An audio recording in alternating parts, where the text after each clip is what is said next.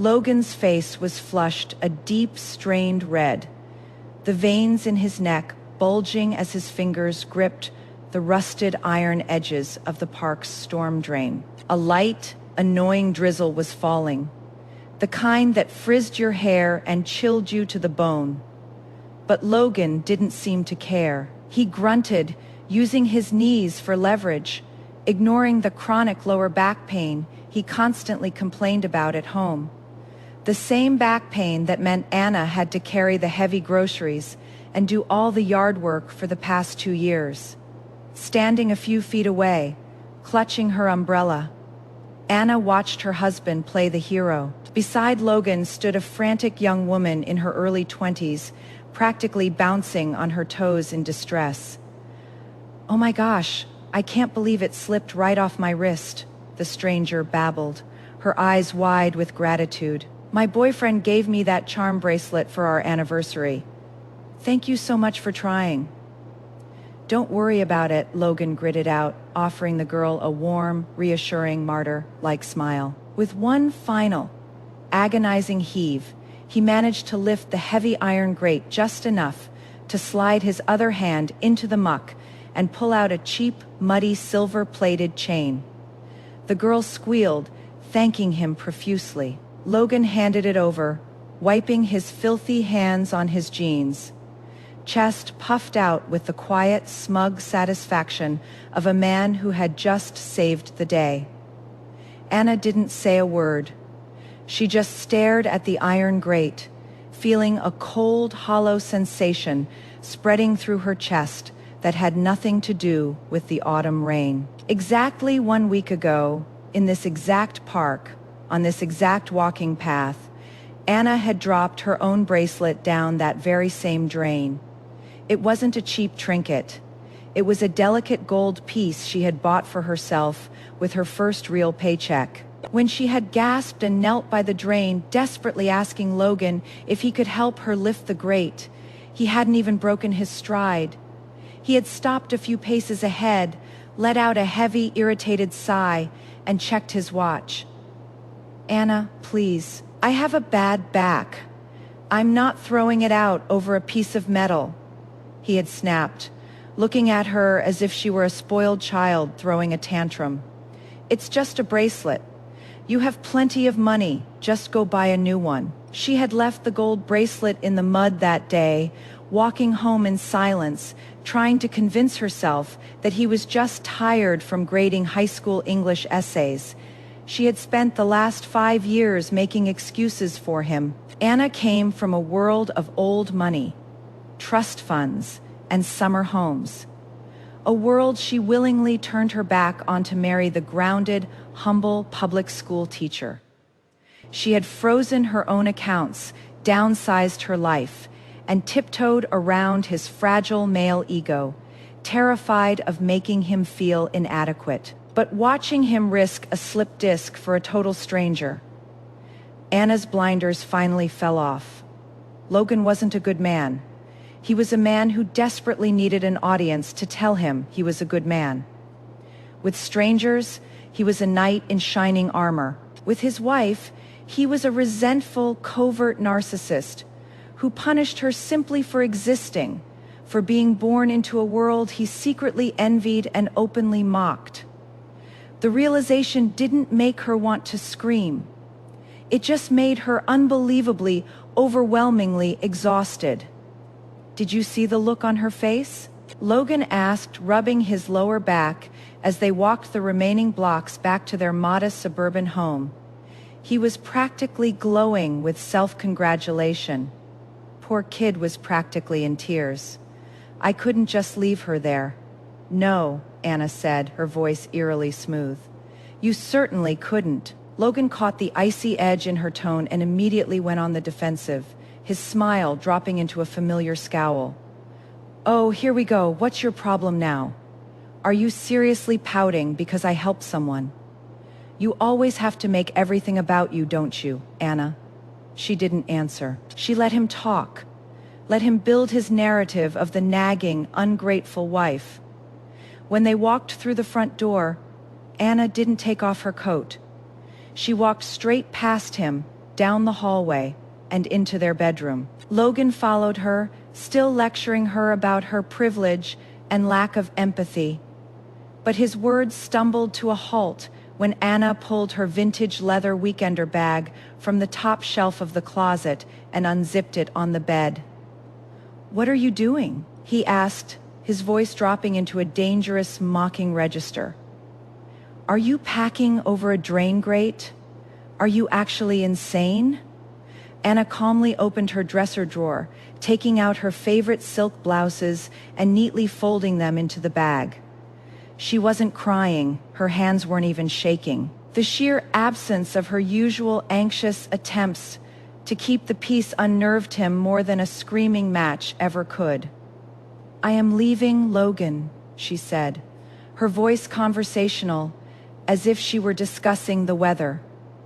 "Over a bracelet." He let out a harsh, incredulous laugh, running a hand through his damp hair. "You are acting crazy, Anna.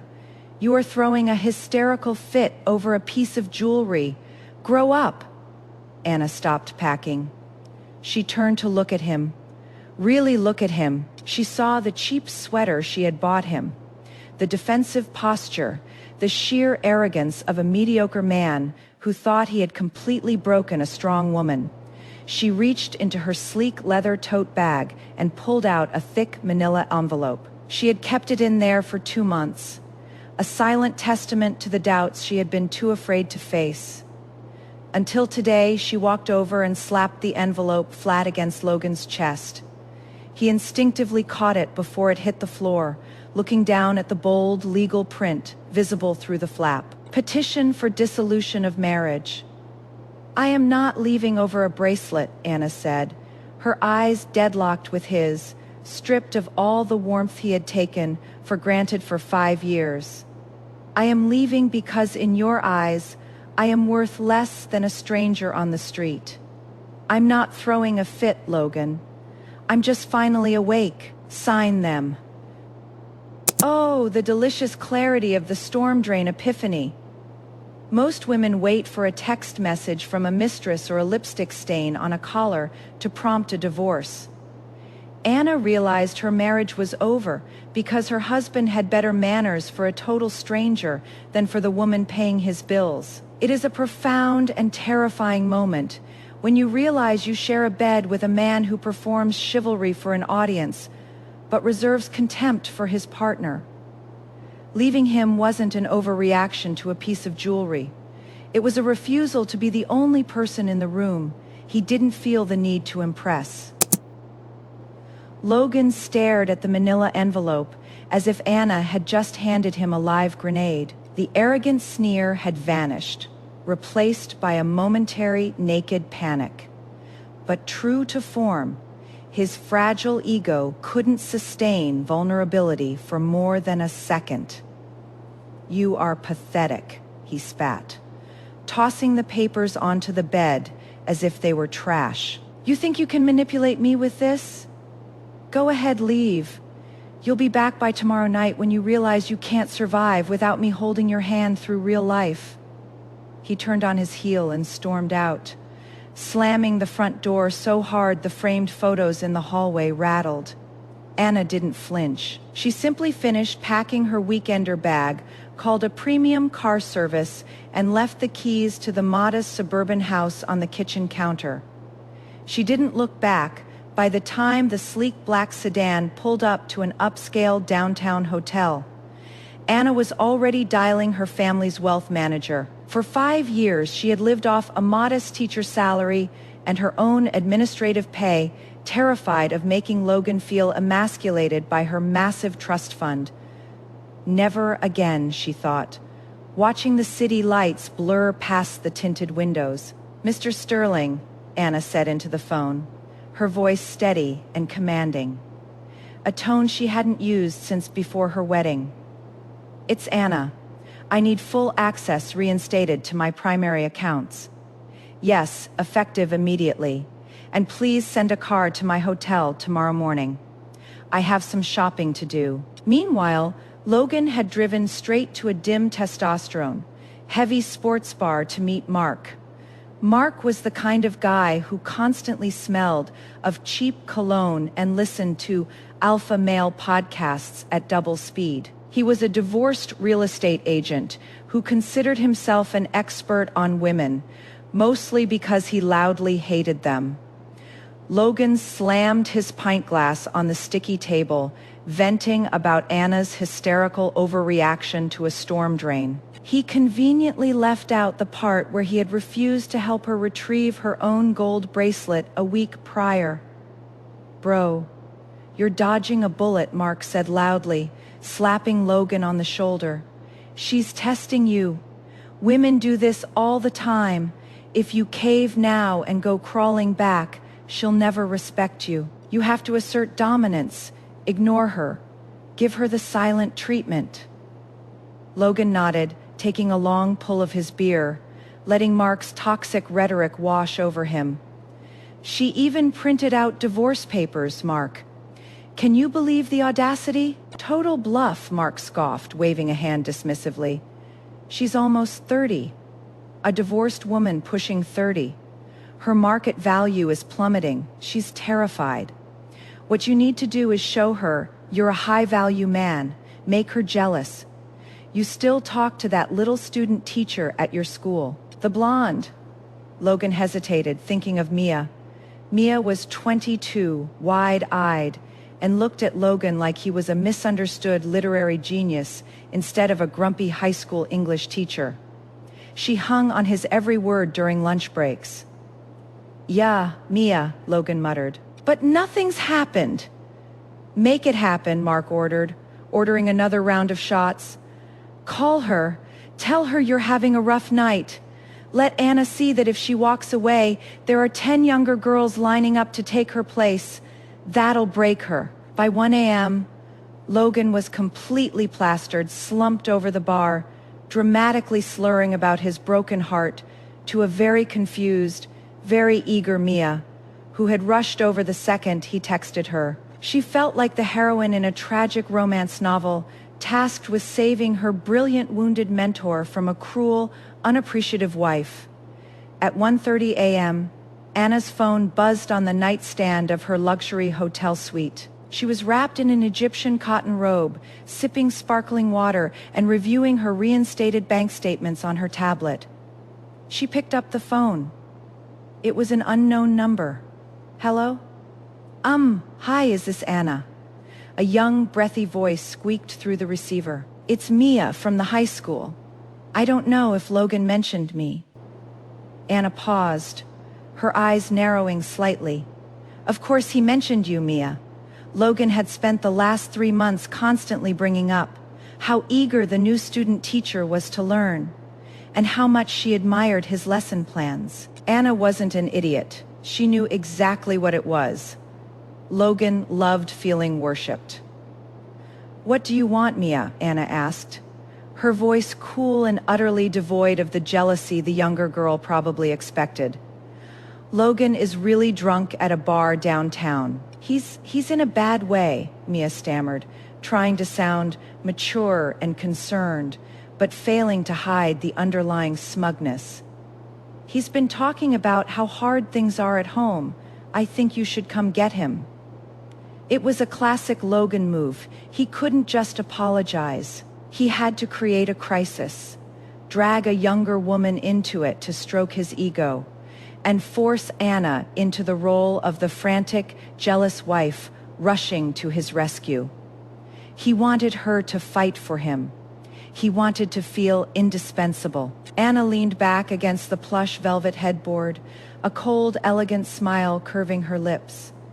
"Listen to me carefully, Mia," Anna said, her tone dropping into a chillingly calm register that made the younger girl flinch on the other end of the line. "Logan is a grown man in his 30s. If he wants to drink himself into a stupor, that's his choice. I am no longer his mother, his therapist, or his wife." But Mia started, her voice faltering. "But nothing," Anna cut her off sharply. "If you enjoy babysitting a man who throws tantrums and uses you to make his wife jealous, have at it. If you want to hold his hair back while he vomits in an alleyway, he is entirely your problem tonight. Have fun. This phone call is a masterclass in emotional delegation. Logan tried to triangulate using a naive 22-year-old to provoke jealousy. Anna simply handed the baton. She didn't fight for him, she gifted him. There is nothing more insulting to a narcissist than his wife telling his mistress, "He is your problem now." Anna stripped the romance out of the affair and replaced it with the reality, holding back the hair of a drunk, mediocre man in an alleyway. She didn't lose a husband, she gained a silent night of sleep in Egyptian cotton. Before Mia could stutter a reply, Anna hung up the phone. She blocked the number, blocked Logan, and blocked Mark for good measure. She set her phone face down on the marble nightstand, turned off the lamp, and fell into the deepest, most peaceful sleep she had experienced in 5 years. 3 weeks had passed since Anna walked out. The crisp autumn air had turned into a biting early winter chill, and her new life was moving at a velocity Logan could never have comprehended. She had leased a breathtaking penthouse apartment downtown, reinstated her position on her family's foundation board, and completely cut the dead weight of her suburban, penny-pinching existence. Logan, meanwhile, had spent the last 3 weeks oscillating between arrogant silence and pathetic, drunken voicemails left from blocked numbers. Mark's alpha male advice had spectacularly backfired. Instead of begging for him back, Anna had simply vanished into a world he couldn't access. The divorce proceedings were moving forward with ruthless, terrifying efficiency. On a brisk Tuesday afternoon, Anna was stepping out of an exclusive boutique on Fifth Avenue. She looked radiant, wrapped in a camel cashmere coat that draped perfectly over her shoulders, her hair sleek and her posture entirely free of the tension she had carried for the past 5 years. She paused to adjust her sunglasses, breathing in the cold, sharp air when a familiar voice called her name. "Anna, is that really you hiding behind those shades?" She turned, her heart doing a pleasant, unexpected flip. Standing a few feet away, holding a coffee, and looking like he had just stepped off the cover of a financial magazine, was Kevin. Kevin was a childhood friend, a scion of a prominent tech family and a highly successful venture capitalist who had spent the last 5 years expanding his firm in London. He was tall, impeccably groomed, and possessed a quiet, powerful confidence that Logan had always deeply resented. Kevin had never hidden his feelings for Anna, but when she chose the simple life with the public school teacher, he had respectfully stepped back. Now he was looking at her with a mixture of surprise and profound relief. He closed the distance between them, a genuinely warm smile breaking across his handsome face. "I heard you were back in the city," he said, his voice a rich, comforting baritone. "I didn't expect to run into you quite so soon. You look incredible, Anna." "Truly, Kevin," she breathed, pulling him into a brief, elegant hug. "It's been too long. You're back from the UK, permanently," he confirmed, his eyes tracking every nuance of her face, reading the subtle changes.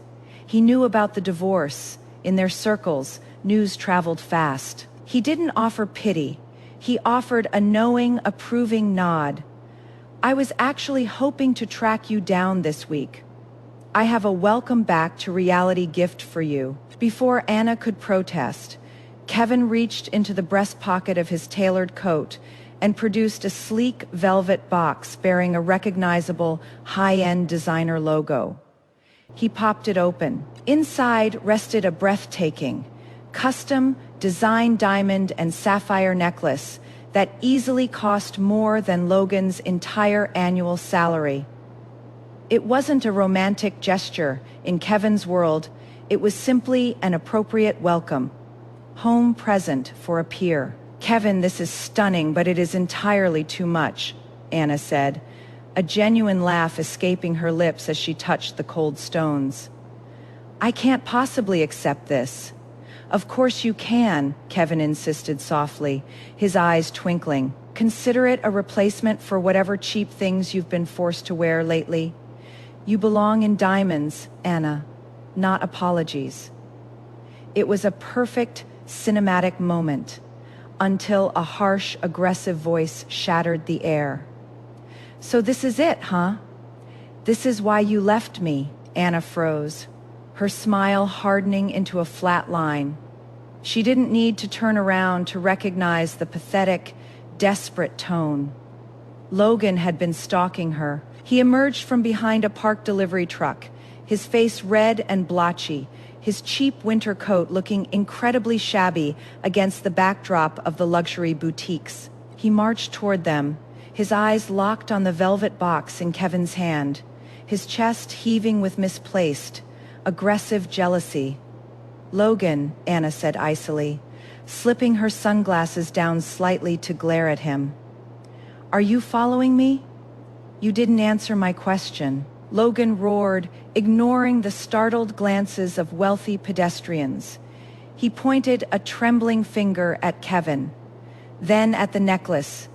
"You told me you were leaving because of a drain grate, because of a stupid bracelet. But here you are.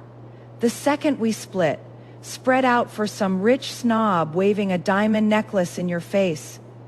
You're just a gold digger, Anna. You always were. You couldn't handle being married to a real man with a normal income, could you? You miss Daddy's money too much." Kevin's jaw tightened. He stepped smoothly in front of Anna, his posture shifting from relaxed to instantly commanding. He didn't raise his voice. He didn't need to. The sheer difference in their presence was a physical weight. "I suggest you lower your voice and step back, Logan," Kevin said, his tone lethally calm, the kind of calm that preceded total destruction in a boardroom. "You're embarrassing yourself." "Shut up, you arrogant prick." Logan spat, trying to push past Kevin to get to Anna. "She is still my wife." "Not for much longer," Anna said sharply. She stepped around Kevin, her eyes blazing with a cold, terrifying fury.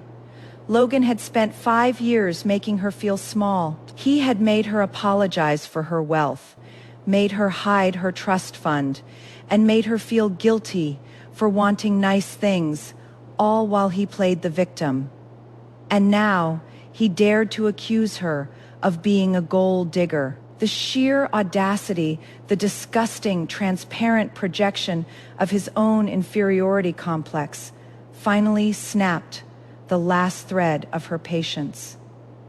Before Logan could open his mouth to spew another insult, Anna raised her hand and delivered a sharp, echoing slap directly across his cheek. The sound cracked through the cold air like a gunshot.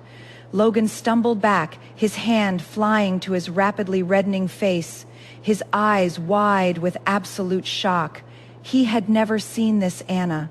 He had only known the quiet, accommodating woman who swallowed his insults to keep the peace. "I gave up my family, my trust fund, and the life I was born into to marry a broke, mediocre, insecure little man like you," Anna said, her voice dropping to a harsh, resonant whisper that cut deeper than a scream. "I spent 5 years paying the mortgage while you whined about being a misunderstood intellectual.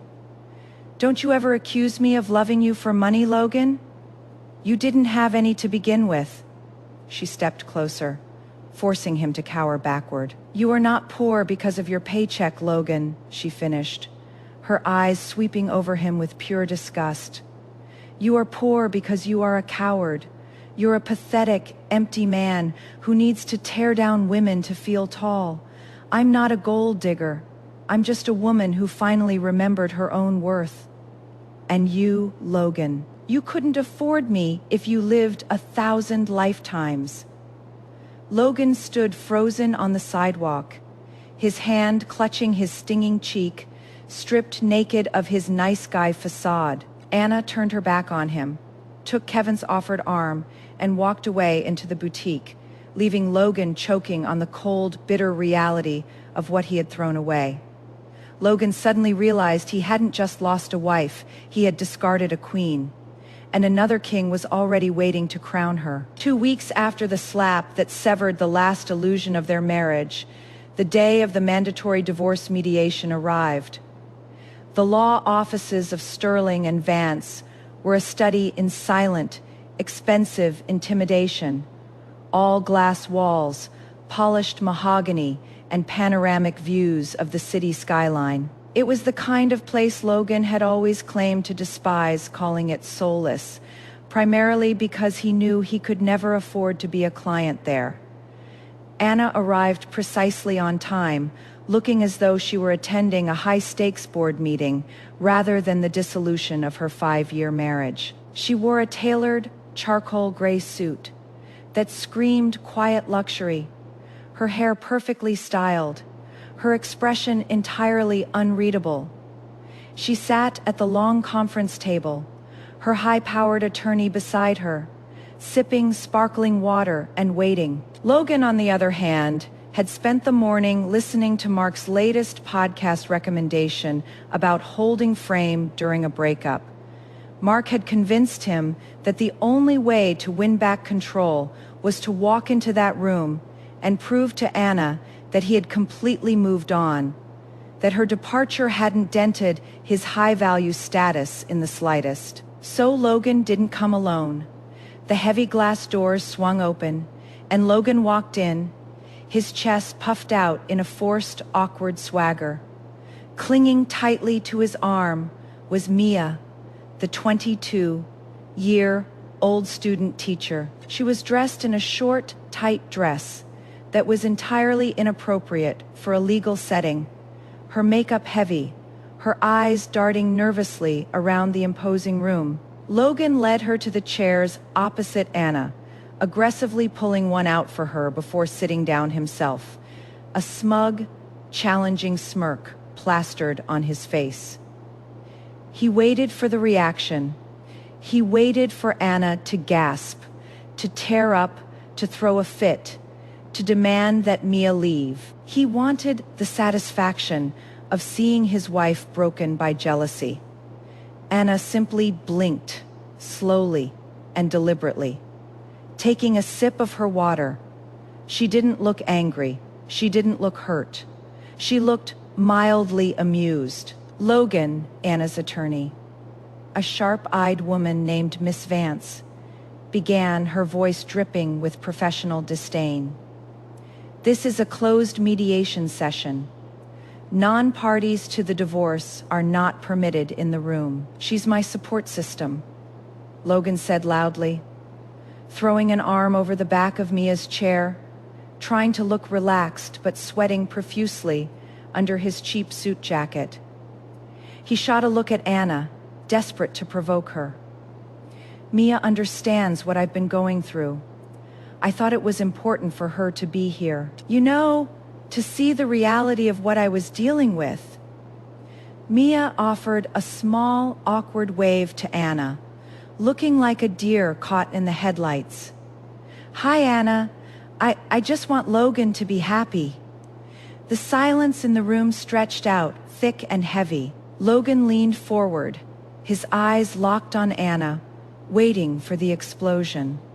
Anna set her glass down with a soft click. She looked at Mia, not with hatred, but with a sudden, profound wave of pity. She saw right through the charade. She knew Logan didn't love this girl. He was simply using her youth and naivete as a human shield against his own massive insecurities. Mia wasn't a threat. She was a victim in training. Miss Vance, Anna said calmly, not breaking eye contact with Logan. Let her stay. If Logan needs an audience to feel brave enough to sign his name, I don't mind. The sooner we finish this, the sooner I can get to my lunch reservation. Bringing the mistress to the mediation table was Logan's final, desperate attempt to win a game Anna had already stopped playing. He wanted tears. He got pity. by allowing Mia to stay. Anna turned his power move into a public humiliation. She redefined the mistress, not as a threat, but as an emotional support animal for a fragile ego. It is impossible to be intimidated by a woman who is clearly just there to hold the hand of a man who is terrified of his own signature. Anna signed the papers with the indifference of someone paying a parking ticket, while Logan was busy trying to convince everyone he was the prize. Logan's smirk vanished, instantly replaced by a deep, ugly scowl. She didn't care. The realization hit him like a physical blow to the stomach. The ultimate weapon, flaunting a younger, more adoring woman in her face, had completely, utterly failed. He had brought Mia here to twist the knife, only to find that Anna had already left the battlefield entirely. The mediation began. It was brutal in its efficiency. Anna wasn't fighting over the house, the cars, or the joint savings account she had largely funded anyway. She was simply cutting the cord, agreeing to terms that left Logan with far less than he secretly hoped he could squeeze out of her, while simultaneously making it clear she considered the financial loss a cheap price to pay for her freedom. Throughout the hour, Logan grew increasingly agitated. He interrupted the lawyers, complained about Anna's coldness, and repeatedly tried to hold Mia's hand, seeking validation. Mia, meanwhile, was starting to look visibly uncomfortable. The elegant, commanding woman sitting across the table was nothing like the hysterical, demanding shrew Logan had described to her over late night drinks, and Logan himself was acting less like a tragic hero and more like a petulant child throwing a tantrum in a grocery store. "Sign here, please," Miss Vance finally said, sliding the final, binding agreement across the polished wood. Logan hesitated, staring at the dotted line. He looked at Anna, desperate for any sign of hesitation, any flicker of the love she used to harbor for him, but her eyes were blank, completely devoid of the warmth that used to light up his world. He snatched the pen and scrawled his name, his hand shaking with suppressed rage and a terrifying dawning realization of what he had just finalized. Anna took the pen, signed her name with a smooth, elegant flourish, and stood up. She smoothed the front of her suit jacket, gave her attorney a brief nod of thanks, and picked up her designer handbag. "Well," Anna said, her voice bright and clear, lacking any trace of the morning Logan had expected. "That's that." She turned to leave, not sparing Logan a second glance. "Is that it?" Logan burst out, jumping to his feet, ignoring Mia's startled gasp beside him.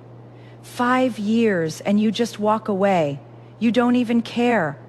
Are you really this heartless, Anna? Anna paused at the glass door. She turned back, her gaze sweeping over Logan's red, sweaty face, and then down to Mia, who was shrinking into her chair, realizing she was merely a prop in a play she didn't understand. "Logan," Anna said softly, the pity in her voice far more devastating than any scream could ever be. "You showed me exactly what I meant to you over a storm drain in the rain. Today, I am just showing you that I finally believed you." She pushed open the heavy glass doors and walked out into the sunlit lobby. Logan rushed to the glass wall, pressing his hands against it, watching her go. Down below, on the busy city street, a sleek, black chauffeur-driven town car pulled up to the curb. The back door opened and Kevin stepped out, impeccably dressed, his presence commanding the sidewalk.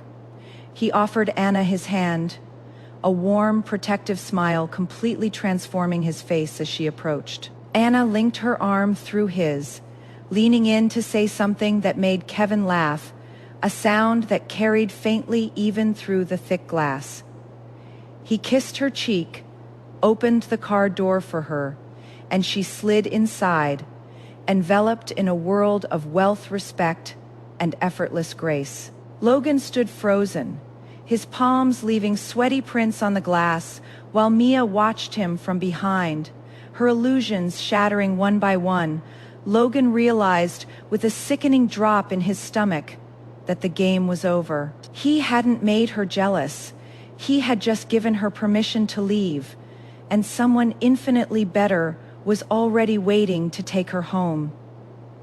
The ink on the divorce papers was barely dry before Logan's life began to unravel with the speed of a cheap sweater caught on a nail. He had quit his teaching job, convinced by Mark's incessant podcast, fueled rants that he was destined for greatness as a high-income life and wealth coach on YouTube.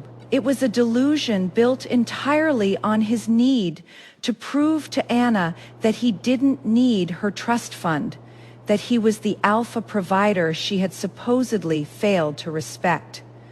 The reality was far less glamorous. Without Anna's quiet financial buffering, the bonuses checks she had secretly deposited into their joint account to cover his investments, Logan was rapidly bleeding through his meager savings. His YouTube channel, filled with bitter rants about modern women and reclaiming masculinity, barely cracked 100 views, and Mia was gone. The 22-year-old student teacher had quickly realized that the misunderstood, brooding intellectual she had swooned over was actually just an unemployed, angry man in his 30s who expected her to clean his apartment, stroke his ego constantly, and listen to him complain about his ex-wife for hours on end. When she finally packed her bags, telling him she couldn't handle his negativity, Logan hadn't even tried to stop her.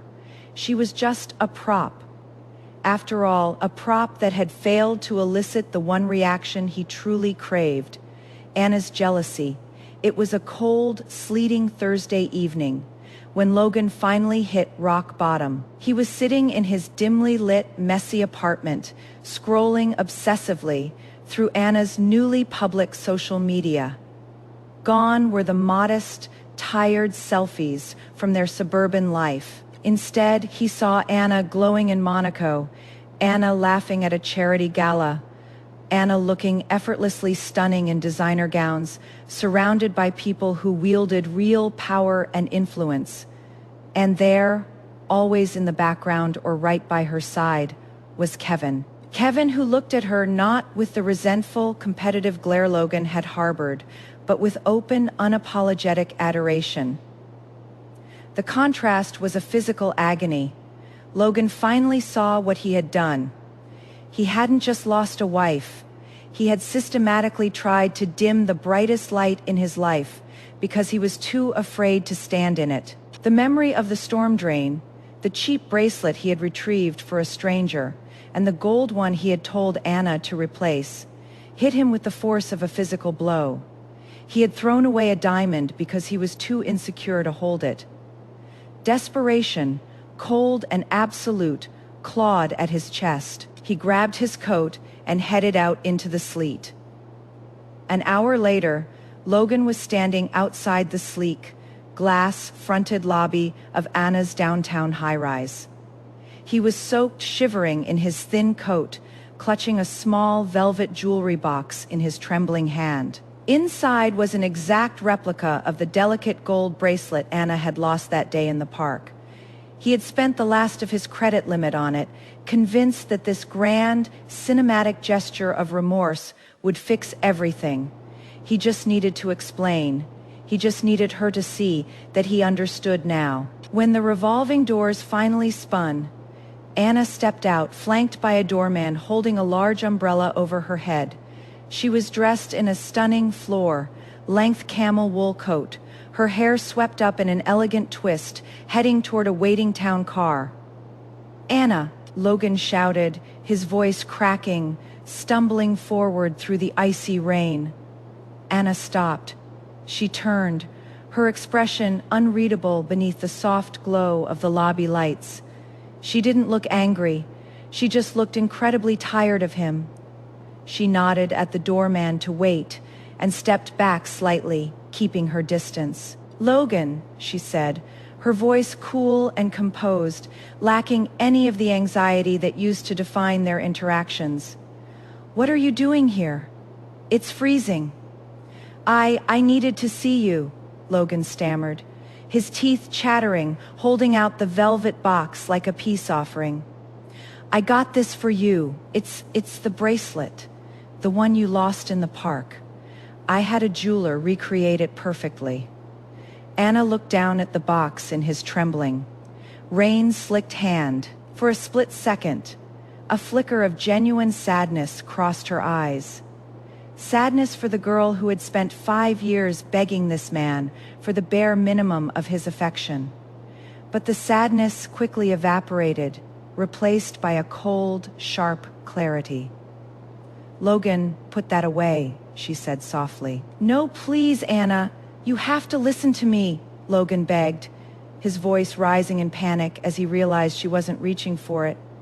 The confident, smug facade was entirely gone, replaced by the raw, pathetic vulnerability he had spent his life trying to hide. I was wrong. I was so wrong. I was intimidated by you.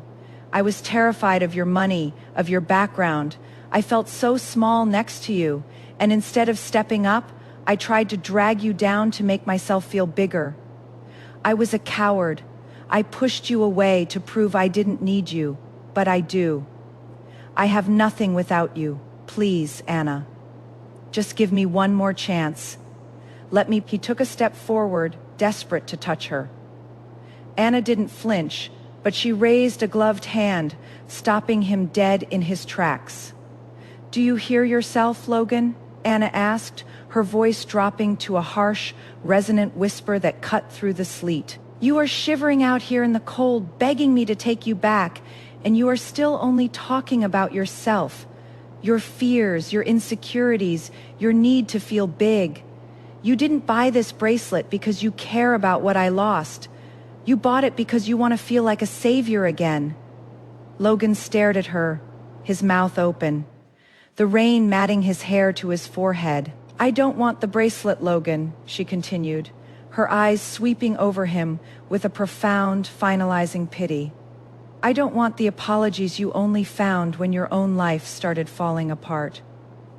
When I was crying over that storm drain, you told me to just buy a new one. Well, I didn't just buy a new bracelet. I bought a new life, and you are not in it. She turned to leave. But Logan grabbed her sleeve, his fingers clumsy and desperate. Anna, please, you can't just leave. Where are you even going? Anna smoothly pulled her arm free, her posture impeccably straight. She looked at him, delivering the final, crushing blow with absolute serenity.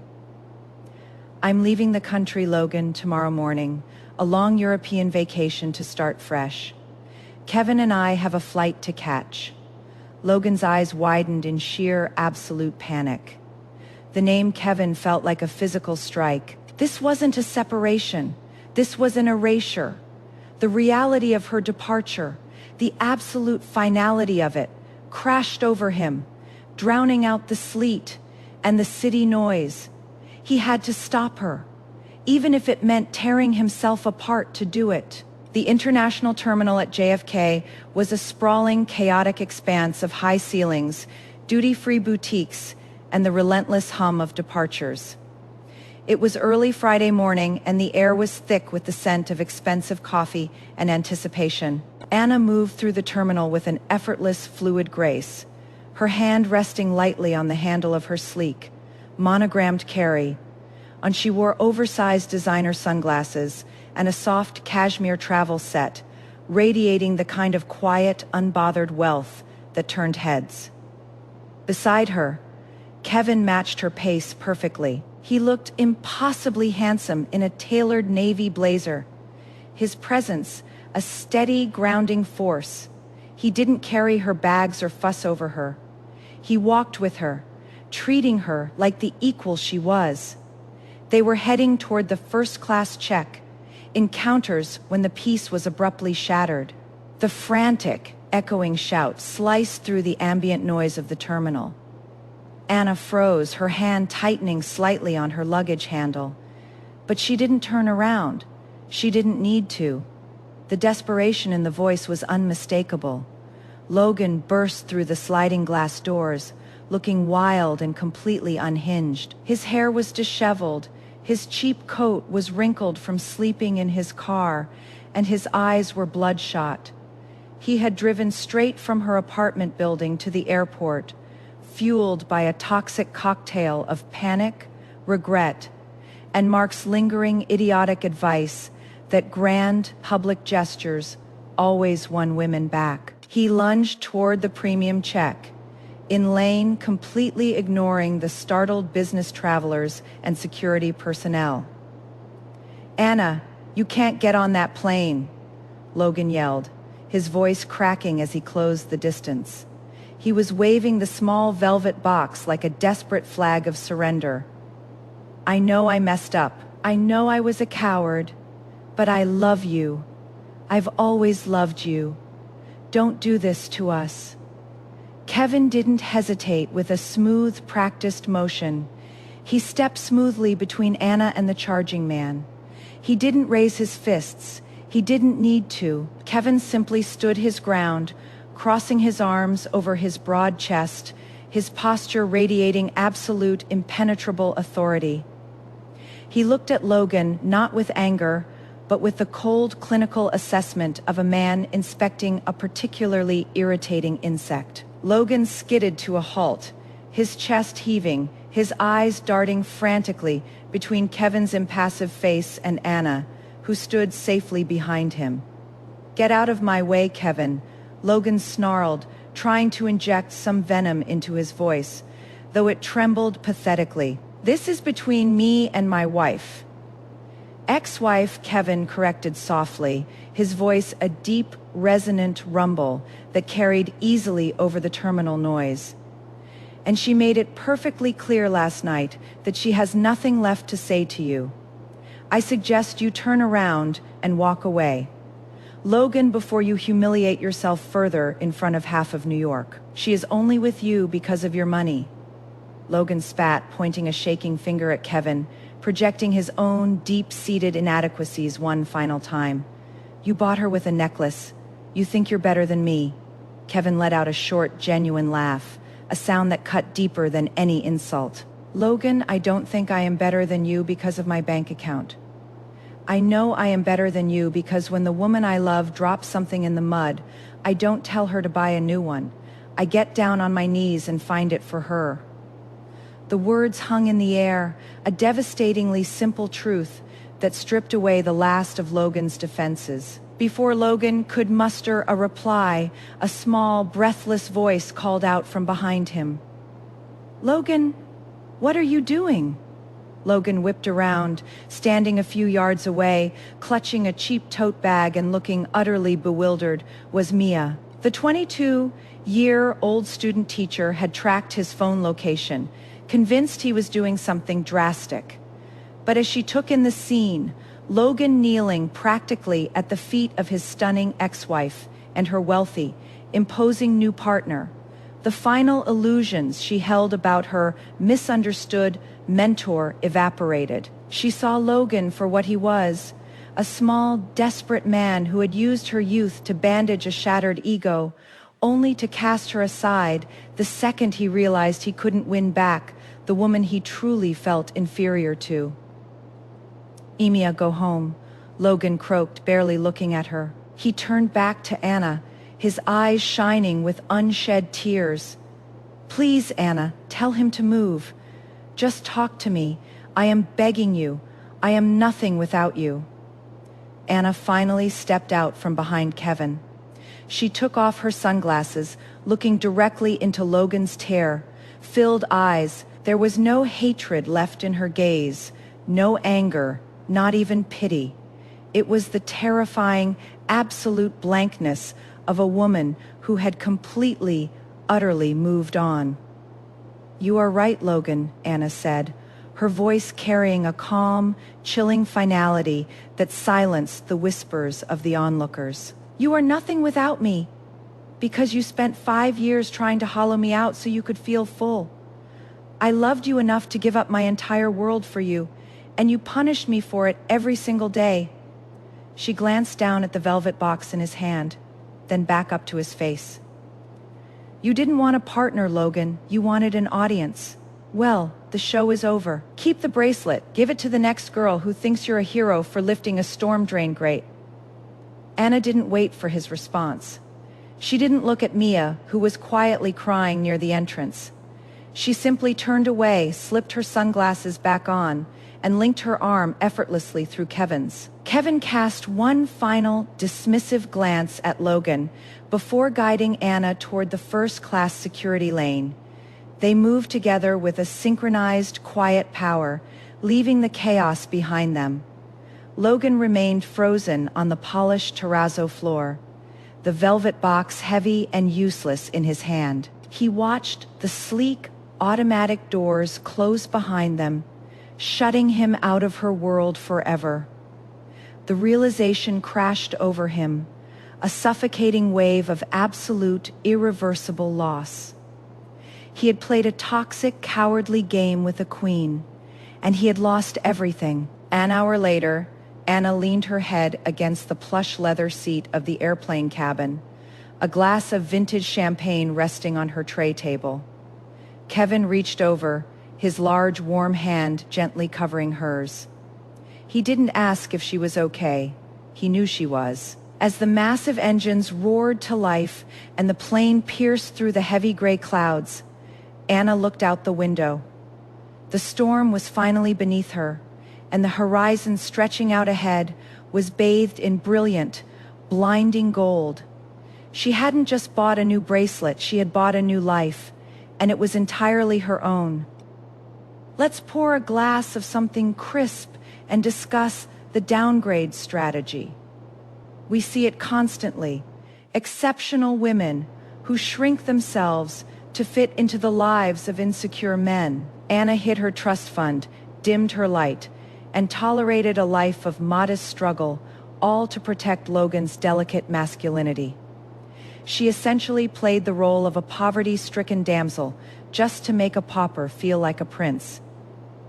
It never works. You cannot love a man into security. If he is threatened by your success, your money, or your shine, he will not rise to meet you. He will try to drag you down to the basement where he feels comfortable. Logan didn't hate Anna because she was a gold digger. He hated her because he knew, deep down, he couldn't afford her, emotionally or financially. The moment Anna slapped him wasn't just about the insult. It was the inevitable snap of a woman who had spent 5 years apologizing for her own worth. She finally realized that her humility was just enabling his mediocrity. And let's be clear about Kevin. Kevin isn't the hero because he bought her a necklace. He is the hero because he isn't afraid of a woman who can buy her own. He doesn't need Anna to be small so he can feel big. So, my darlings, here is the question for the evening. Have you ever dimmed your light to keep a man from squinting? Did you ever realize you were playing small just to protect an ego that would eventually resent you anyway? The comments are open. I'm waiting to hear your stories of reclamation. Madam, read out.